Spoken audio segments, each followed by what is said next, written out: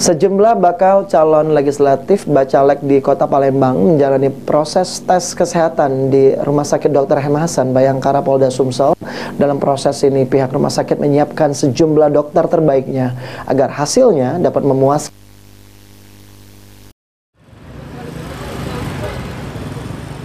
Pihak Rumah Sakit Dr. M. Hasan, Bayangkara, Polda Sumsel telah membuka proses pemeriksaan kesehatan bagi para bakal calon legislatif sejak sebelum Lebaran lalu.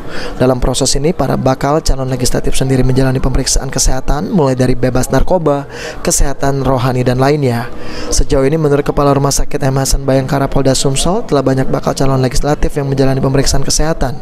Untuk biaya pemeriksaan kesehatan sendiri, menurut Kepala Rumah Sakit M. Hasan, Bayangkara, Polda Sumsel, pihaknya memastikan murah, hanya di bawah Rp600.000. Ini dari sebelum Lebaran, tapi sempat terpotong karena cuti Lebaran. Dan sudah ada beberapa caleg yang memesan kita. Malah ada juga dari beberapa partai yang meminta untuk dilakukan pemeriksaan kolektif di Rumah Sakit Bayangkara.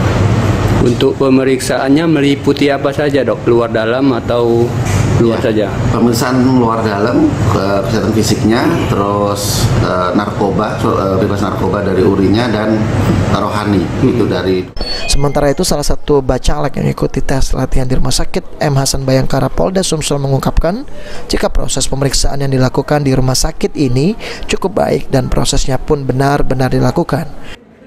Semua kesehatan jiwa, ya. Termasuk tes urin juga, Pak, narkoba ya? Betul. Nah, memang betul-betul tes di sini. Ya. Apa motivasi untuk ikut Caleg? Yang penting kita ingin membangun bangsa ini, masyarakat, dan kita dari mantan birokrasi, dan ingin bagaimana masyarakat itu terbantu dalam keterpurukannya, dan kita juga bersinergi dengan pemerintah setempat dalam rangka membangun masyarakat Indonesia seutuhnya, khususnya di wilayah. Pihak Rumah Sakit M. Hasan, Bayangkara, Polda Sumsel sendiri dalam proses pemeriksaan kesehatan bagi para bacalek menyiapkan sejumlah dokter terbaiknya. Firman Hidayat, PAL TV.